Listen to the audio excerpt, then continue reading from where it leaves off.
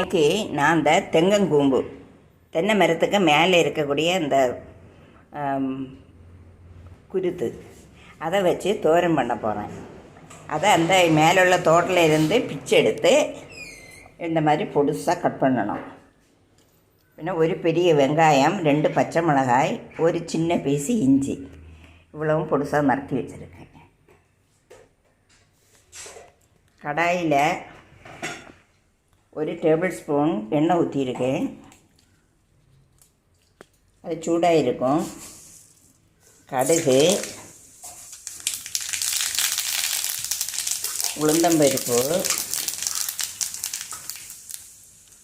வத்தல் மிளகாய், கருவேப்பிலை.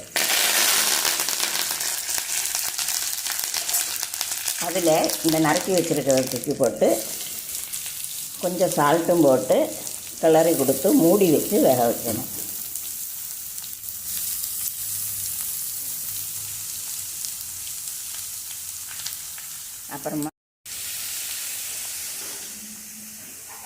அப்புறமா அரைக்கிறதுக்கு 2 டேபிள் ஸ்பூன் தேங்காய் திருவல், 1 டீஸ்பூன் சில்லி பவுடர், 1 டீஸ்பூன் மஞ்சள் தூள், ஒரு சின்ன பீஸு இஞ்சி, கறிவேப்பிலை, இவ்வளவும் போட்டு தோரனுக்கு அரைக்கிறது போல் பிரிவிராக அரைக்கணும்.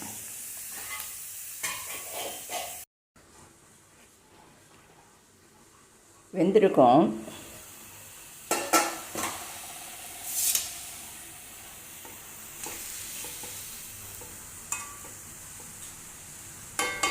அதில் இந்த அரைச்சி வச்சுருக்கதை கொட்டி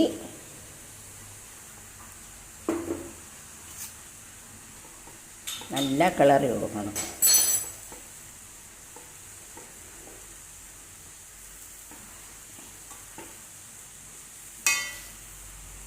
சால்ட் எல்லாம் இருக்கான்னு பார்த்துக்கணும்.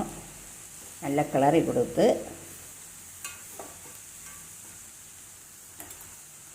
மறுபடியும் மூடி வைக்கணும்.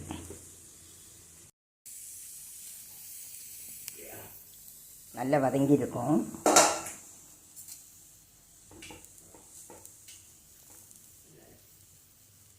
சால்ட்டெல்லாம் சரியாக இருக்கான்னு பார்த்துக்கணும்.